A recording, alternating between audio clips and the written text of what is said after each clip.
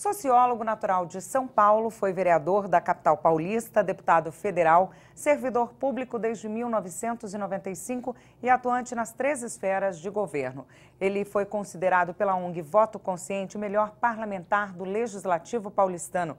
Criador de projetos importantes como FIES, Financiamento Estudantil, Bolsa Escola Federal e programas São Paulo Protege e Ação Família Viver em Comunidade. O programa Memórias do Poder Legislativo de hoje recebe o secretário de Estado de Desenvolvimento Social, Floriano Pêssaro. Muito obrigada pela participação do senhor aqui com a gente neste bate-papo. Bem à vontade, secretário. Agradeço. Vamos começar falando um pouquinho sobre a formação do senhor. Eu acredito que as escolhas, os motivos que levaram essas escolhas têm a ver com as escolhas até hoje, né? Sem dúvida nenhuma. Aliás, eu sempre gostei de política, desde pequeno, assim. Pequeno, vamos combinar, 12, 13, 14 anos, eu já prestava atenção em política. Meu pai lia o noticiário, eu via na televisão, ainda era o período da ditadura militar, então ainda tinha toda aquela liturgia, digamos, do cargo e da função pública, muito ligado a uma rigidez, e aquilo foi me envolvendo, eu fui prestando atenção, até que eu decidi que queria fazer estudar sociologia, estudar ciência política. Me encantei com o nosso príncipe dos sociólogos, o presidente Fernando Henrique Cardoso, que na minha visão já de estudante era o grande mestre da sociologia brasileira, e aquilo me fez com que eu me engajasse na faculdade de Ciências Sociais, na política estudantil, que foi incrível, porque é um local de aprendizado muito forte, de diálogo, não é? da discórdia e, ao mesmo tempo, da construção de um projeto político. Então, foi um momento muito rico da minha vida, né? O contraditório estava presente no movimento estudantil e a gente aprende muito no contraditório. A gente aprende a radicalizar a democracia, a entender e se colocar no lugar do outro. Até que veio, em 89, o grande discurso do então senador Mário Covas, choque de capitalismo no Brasil, e aquilo me deixou realmente encantado pelo PSDB. Eu tinha acabado de me filiar ao PSDB no final de 88, registro no TRE em março de 89, esse ano eu completo 28 anos no PSDB, e para mim uma trajetória de vida política com muita alegria, com muita disposição, em que pese ter largado os negócios da minha família, do meu pai, para me dedicar à vida pública.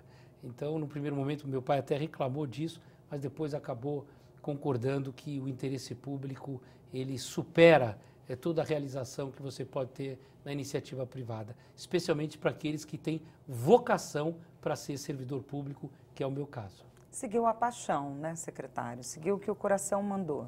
Eu faço com amor. E a minha área, muito por influência da socióloga, antropóloga Ruth Cardoso e do próprio presidente Fernando Henrique Cardoso, é a área do desenvolvimento humano, social, dos direitos humanos. A minha ligação com o ex-ministro José Gregori, muito forte no campo dos direitos humanos, no campo da defesa da cidadania, no campo da radicalização da democracia. Todos os meus líderes políticos estavam nesse campo, no campo democrático. Secretário, como foi a entrada no serviço público?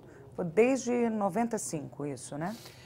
Bom, foi uma opção, né? Eu trabalhava já com meu pai, muito novo, comecei a trabalhar com 18 anos, trabalhava com meu pai tinha uma rede de comércio grande em São Paulo, mais de 10 lojas, produzia, mas eu sentia que a minha vocação, o meu desejo era trabalhar na área pública. E um dia meu pai disse o seguinte: se você for para a área pública, você tem que saber, você tem que renunciar, o termo de hoje é desapegar, de bens materiais. Porque o político tem que ter vida modesta, que aliás é o que repete sempre o governador Geraldo Alckmin, né? O político tem que ter vida modesta, especialmente no Brasil, que é um país tão desigual. Então quem vem para a política para ganhar dinheiro está indo pelo caminho errado, fique na iniciativa privada. Quem vem para ser servidor público é para ter vida modesta, e a grande satisfação da nossa vida tem que ser servir, entregar, ver a sua sociedade, o seu povo melhorando de vida. Como é que foi a entrada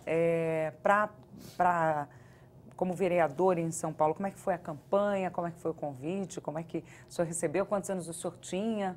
Carla, eu nunca imaginei. Porque uma coisa era ser servidor público. Eu queria trabalhar na área pública. Você tem uma ideia? Eu imaginava a repartição. Eu trabalhando lá na repartição, atendendo as pessoas, resolvendo os problemas. Ouvindo, né? Ouvindo. E eu tive muita sorte. Sorte de ter confiança, sorte de ter tido bons mestres. Por exemplo, eu trabalhei com o Arnaldo Madeira, que foi um político incrível no Brasil, né? Com uma visão de futuro que nos inspira até hoje. Trabalhei com o ministro Paulo Renato, saudoso Paulo Renato, maior ministro da educação do Brasil, que colocou todas as crianças na escola. Trabalhei com a Ruth Cardoso, trabalhei com o Zé Gregóri, trabalhei com o presidente Fernando Henrique Cardoso, trabalhei com o José Serra na Prefeitura de São Paulo, que, por sugestão de Ruth Cardoso, me convidou para ser o seu secretário de Desenvolvimento Social. Foi o momento mais rico do meu aprendizado, foi ter sido secretário na minha cidade. O momento mais rico da profissão de servidor público. Eu fui secretário adjunto do governo Geraldo Alckmin, do primeiro governo Geraldo Alckmin, na gestão em que o Arnaldo Madeira era o chefe da Casa Civil. Depois trabalhei com o Geraldo 2 vezes, com o governador Geraldo Alckmin, que é um sujeito que nos inspira justamente pela vida modesta, pela honradez, pela probidade e pelo compromisso com o interesse público que tem o governador Geraldo Alckmin. É realmente impressionante. Eu me deleito do ponto de vista do aprendizado quando eu estou ao lado do Geraldo Alckmin. E eu tenho certeza que ele não só vai entrar para a história como o maior governador da história desse país, mas também, se Deus quiser, será também um grande presidente. É a minha torcida. O senhor falou de grandes nomes, né, grandes professores, e falou também que foi um momento mais rico do aprendizado a secretaria na cidade. Queria que o senhor falasse um pouquinho sobre esse período, quais foram esses aprendizados e se eles são usados até hoje. Porque, assim, tem aprendizado que a gente usa num determinado momento da vida, depois a gente aprende outras coisas. E tem coisas que a gente leva para a vida toda, né? Olha, Carla, a minha primeira experiência pública foi ao lado do presidente Fernando Henrique e do então ministro Clóvis Carvalho. Eu fui assessor parlamentar do presidente Fernando Henrique durante 4 anos. Nós fizemos todas as reformas da ordem econômica na Constituição do Brasil. Nós mudamos o Brasil. Nós fizemos a quebra do monopólio do petróleo, da navegação de cabotagem, do gás canalizado, da empresa brasileira, a reforma da Previdência, a reforma administrativa, a emenda da reeleição e fizemos também a reforma das telecomunicações, a quebra do monopólio das telecomunicações. Isso, por si, mudou o Brasil e fizemos em 4 anos. Depois eu pedi ao presidente Fernando Henrique, gostaria de ter uma função executiva. Ele falou, vai trabalhar com o ministro Paulo Renato, o maior ministro da história desse país na educação. E realmente lá nós pudemos criar o FIES, o Financiamento Estudantil, que financia milhões de estudantes por todo o Brasil. E criamos o Bolsa Escola, que foi o primeiro programa de transferência de renda. Até aí nós temos hoje o Bolsa Família, que salva, literalmente salva, milhões de famílias que vivem na extrema pobreza e que, se não fosse esse programa que nós criamos, não teriam condição sequer de se alimentar. Então, o Bolsa Escola e o Bolsa Família são 2 programas muito importantes que foram criados a partir do Bolsa Escola, o Bolsa Família. E depois, a minha experiência, voltando para São Paulo, de gerenciar o Estado. Eu fui o grande gerente do Estado de São Paulo entre 2003 e 2005, quando trabalhei ao lado do secretário Arnaldo Madeira no primeiro governo Geraldo Alckmin, porque eu era o secretário executivo da Casa Civil. Então, quem cuidava de todos os programas, projetos, de forma intersetorial, de todas as secretarias, era eu, como o grande, digamos, maestro das políticas públicas no Estado de São Paulo. E foi ali que eu conheci o Estado de forma profunda. Conheci a administração pública e me tornei, aí sim, me considero um grande gestor público desta época, porque foi ali o meu maior aprendizado. Depois tive a oportunidade de trabalhar com o Serra na Prefeitura de São Paulo, um trabalho excepcional, porque trabalhar com os mais pobres é algo absolutamente gratificante. Você vê o resultado, o produto final disso, que é melhorar a vida das pessoas que mais precisam do Estado. Porque nós precisamos menos do Estado do que essas pessoas que vivem numa situação de pobreza. Então, você vê a melhora da qualidade de vida, a educação como instrumento, o conhecimento como ferramenta de transformação, os programas de transferência de renda, os programas que protegeram as nossas crianças, tiramos 3.000 crianças das ruas de São Paulo. E depois a experiência legislativa, que você me perguntou e que eu achei que foi tremenda. Nunca imaginei que fosse candidato, estou aqui falando na sede do nosso Poder Legislativo Estadual. Aliás, quero agradecer ao presidente Cauê Macris, ao Tonka, Falsetti, a todos aqui que nos receberam com braços abertos para poder participar desse programa, a você especialmente. Mas dizer que foi uma alegria imensa poder submeter o meu trabalho como servidor público aos 36 anos de idade, com a população de São Paulo, para ser candidato a vereador. Eu tive 32 mil votos na minha primeira eleição, sem ter família de políticos, sem ter sobrenome famoso, só na raça e na confiança daqueles que acompanharam o meu trabalho. Depois fui reeleito vereador, fui eleito pela ONG Voto Consciente, a quem eu quero agradecer também todo o carinho e todo o acompanhamento do mandato, o melhor vereador de São Paulo por 2 anos consecutivos. E depois, então, esse salto, que todos achavam que era um salto monumental, eu achava que era um pequeno passo diante de uma grande história que a gente vem construindo, que foi justamente a eleição para deputado federal, onde eu fiz 114 mil votos. Secretário, como vereador, quais foram os principais desafios? O senhor participou ativamente de muitas comissões, frentes parlamentares, CPI da pedofilia, inclusive, né? A CPI da pedofilia, na Câmara Municipal de São Paulo, criou uma série de regramentos novos para o atendimento da criança vítima de violência nos equipamentos municipais de São Paulo. Então, quando você vê que o resultado, o produto final do debate parlamentar é uma política pública efetiva, isso nos dá muita satisfação. E é um resultado que mede o trabalho, né? Que foi feito durante todo o trabalho de discussão, durante todo o período de investigação e discussão, né, secretário? Eu brinco dizendo que tem alguns colegas, com todo respeito, mas tem alguns colegas que parece que às vezes vêm a passeio. Fica lá o mandato inteiro, participa, discute, mas você não vê a produção legislativa, né? Eu sempre fui um homem de produção, eu gosto de ver entrega. Todo o meu mandato, todo final de ano, aliás, fica a dica para os meus colegas também, eu sempre fiz um relatório de gestão. Um relatório de gestão, como fazem nas empresas privadas. Prestação de conta, mas coisa séria. Dados oficiais, números oficiais, transparência absoluta no gasto público, transparência absoluta no gasto de gabinete, tudo na internet para facilitar a consulta e tudo em formato de dados abertos, para facilitar o cruzamento das informações. Esses são os meus princípios. Secretário, o senhor tem um trabalho muito voltado à criança, né? A gente falou um pouquinho sobre a CPI da pedofilia, criança, adolescente e idoso. A CPI da pedofilia nos ajudou muito a entender essa questão da violação de direitos, especialmente do abuso sexual de crianças e adolescentes. Aliás, algo chocante. Nós temos vários parlamentares que trabalham nesse campo, é um trabalho muito sério que é feito, não só dentro dos parlamentos, mas também com as organizações do terceiro setor. E eu estou muito confiante que o Brasil está no caminho certo. É uma prioridade do governador Geraldo Alckmin cuidar das nossas crianças e dos nossos adolescentes. Aliás, o governador deu 2 orientações para o meu desempenho à frente da Secretaria de Desenvolvimento Social. Uma, cuidar das nossas crianças, e outra, cuidar dos nossos idosos, que são os 2 lados mais fragilizados da nossa sociedade. E nós estamos trabalhando aqui com o idoso, o programa São Paulo Amigo do Idoso. São Paulo foi o primeiro estado a se tornar um estado amigo do idoso.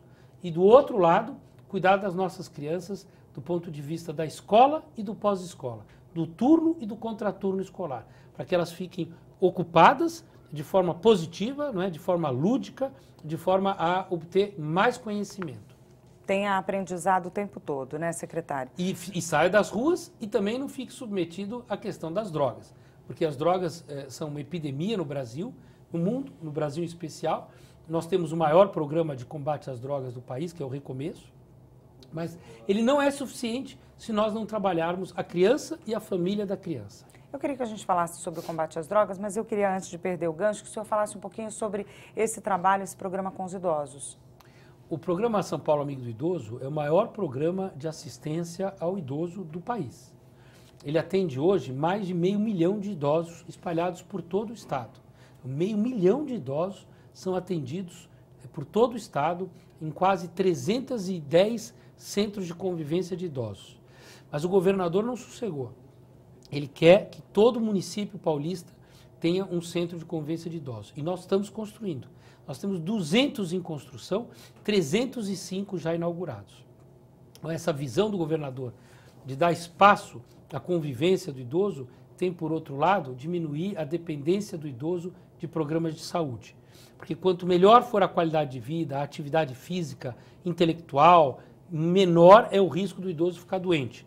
E custa muito mais barato para o Estado prevenir com ações de um envelhecimento ativo do que remediar atendendo em pronto-socorro. Até porque o perfil do idoso mudou muito, né, secretário? Muito. O governador Alckmin diz sempre, nós estamos vivendo mais e nós estamos vivendo por mais tempo. Então, mais gente vivendo por mais tempo. E o governador diz que os homens vão chegar a 100 anos e as mulheres não vão morrer mais. As mulheres não vão morrer mais. Secretário, vamos falar um pouquinho, então, sobre o combate às drogas, que o senhor falou na resposta anterior. Eu queria que o senhor falasse um pouquinho, aqui em São Paulo a gente tem o caso da Cracolândia, né? Eu queria que o senhor falasse um pouquinho sobre o projeto Recomeço. Bom, o Recomeço é um programa de referência, né? Aliás, é curioso, isso pouca gente diz, mas é importante deixar aqui registrado. Os programas sociais do governo do Estado de São Paulo, eles são consolidados e são referência. Bom Prato, melhor programa de segurança alimentar do Brasil. Referência no mundo. Nós apresentamos o Bom Prato na Expo Milão, em 2015. Sucesso absoluto. O mundo inteiro queria conhecer o Bom Prato. Viva Leite, o segundo maior programa de segurança alimentar do Brasil. Só perde para o Bom Prato. Em números absolutos, ele é maior que o Bom Prato. Mas, do ponto de vista da avaliação, o Bom Prato ainda supera. Viva Leite, o segundo maior programa de segurança alimentar do país. Os programas de transferência de renda, Renda Cidadã e Ação Jovem. Programa Recomeço, maior programa de combate às drogas e de acolhimento e requalificação do cidadão a partir do atendimento da família e do dependente químico. A maior rede de comunidades terapêuticas do Brasil. Hoje nós estamos falando de 3.400 vagas para tratamento desses dependentes químicos. 1.500 em leitos hospitalares e o restante em comunidades terapêuticas para um atendimento de mais longo prazo. É uma questão muito complicada, né, secretário? O combate às drogas é uma questão que envolve outras secretarias também, né? É um trabalho conjunto, né? Envolve 5 secretarias, nós estamos com a Secretaria da Educação, com a Secretaria do Trabalho, Saúde, Assistência, Segurança Pública. Todas essas secretarias trabalhando para atender o dependente químico e a família do dependente químico. E os resultados, Carla, são impressionantes. Pouca gente, infelizmente, fala disso, mas são impressionantes. De cada 10 pessoas que entram no Recomeço com dependência química, problemas voltados à questão da drogadição, de cada 10, 7 saem para uma vida melhor. É o que nós chamamos, que saem ainda dependentes químicos, porque a dependência química não tem tratamento, mas saem abstêmios, ou seja, não voltam a consumir drogas, pelo menos no período pós-tratamento. Mesmo que voltem no futuro, eventualmente voltam ao tratamento. Conseguem ter um futuro, planejar um futuro, né? Esse é o segredo. E não fazer sozinho. Planejar o futuro, o dependente químico, a sua família e o serviço social local. Né? As assistentes sociais, através dos CRAS, dos CREAS, trabalharem para construir um novo futuro. Por isso que chama Recomeço. Um recomeço da sua própria vida. Secretário, o futuro também é abordado numa campanha sobre o dar esmolas, né? O contribuir com as pessoas que pedem esmolas nas ruas, não é isso? É isso. Nós fizemos em São Paulo, na capital, uma grande mobilização que diminuiu o número de recursos disponíveis através de esmola nas ruas e com isso os programas sociais ficaram mais efetivos. Eu vou dar um exemplo. Uma criança que ficava na rua, aqui na capital de São Paulo, conseguia tirar 250 a 300 reais por dia de esmola. Pessoas dando a ela. Isso comprometia o estudo. Elas são muito usadas pelos pais, né, secretário? Muito usada por pais de rua, os seus algozes. Mas ao dar a esmola para aquela criança, nós estamos roubando o futuro dela. Por quê? Porque ela permanece na rua, porque ela ganha dinheiro, mas ao mesmo tempo ela compromete a sua educação, o seu conhecimento e, portanto, nós estamos tirando o futuro dela. Especialmente na sociedade do conhecimento. No caso do programa São Paulo Protege, quando nós fizemos uma grande campanha Não Dê Esmola, Dê Futuro, era para diminuir esse recurso na rua, dirigir esse recurso para os fundos da criança e do adolescente, como nós temos o Condeca, e ao mesmo tempo permitir que ela pudesse ser acolhida pelo serviço social em programas de transferência de renda. Ela, a família dela, além da escola e do pós-escola. Deixar ela ocupada no turno e no contraturno estudando. E damos um dinheiro para a família. Mas para isso a gente precisava diminuir a quantidade de recursos disponíveis na rua. Porque era tão grande que os programas sociais passavam a não ter valor. E para isso é preciso educar a comunidade como um todo, né? A sociedade como um todo, né? Essa campanha foi educativa, nós né? não devemos dar dinheiro nas ruas. É um apelo que eu faço. Isso não é contra ninguém, é a favor das pessoas. Outro dia me perguntaram, mas eu vejo um idoso pobre, carente na rua, eu dou uma esmola. Não deve. Tem outras formas de ajudar o idoso. Primeiro porque esse idoso ele tem direito ao BPC, o benefício de prestação continuada. Então ele já tem um salário mínimo mensal como direito dele. A pergunta que tem que se fazer é, será que ele foi buscar esse direito? Ele tem direito, não é favor do Estado, é dever do Estado. A pessoa com deficiência, da mesma forma, ela tem direito a um salário mínimo mensal através do BPC, o benefício de prestação continuada, que está previsto na LOAS, na Lei Orgânica da Assistência Social. Então, quando a gente dá na rua, a gente acaba alimentando um ciclo perverso. Por mais caridade e solidariedade, nós estamos ali alimentando uma permanência perversa dessas pessoas nas ruas, submetidas a todo tipo de violência.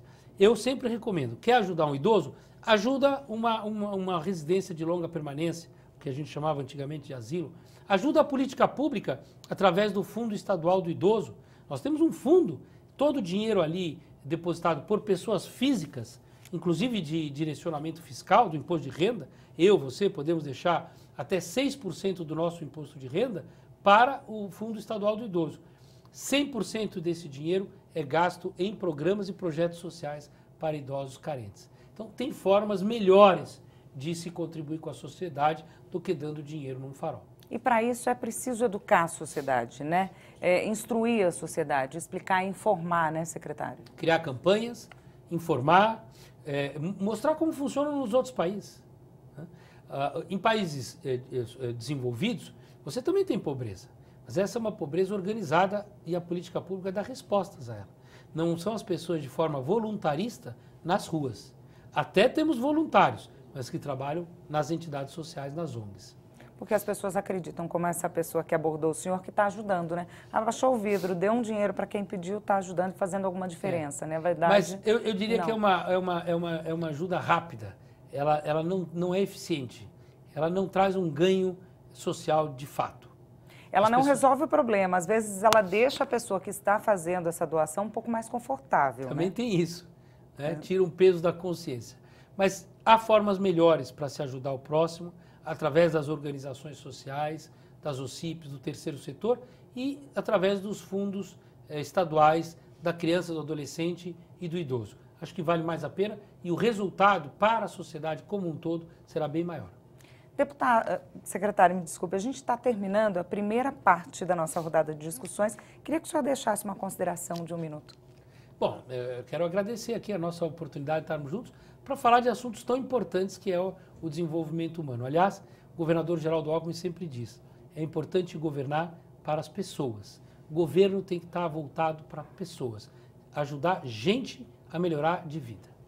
Muito obrigada pela participação do senhor na nossa agradeço. primeira rodada de discussões. Muito obrigado. O programa Memórias do Poder Legislativo termina aqui. Obrigada pela sua audiência e até o nosso próximo encontro.